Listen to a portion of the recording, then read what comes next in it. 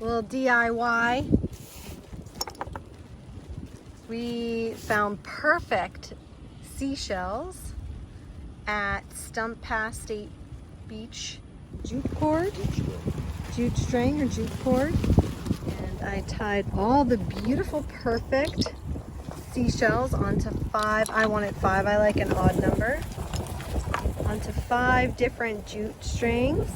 This branch was laying here, so we just took half of the branch, stripped it.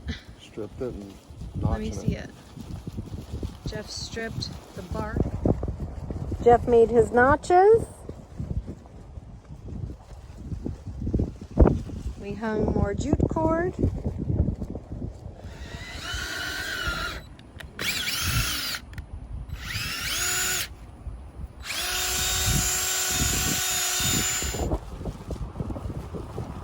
We strung our jute cord through the 5 holes. And Jeffy's gonna add a little touch of the little woodwork that you did.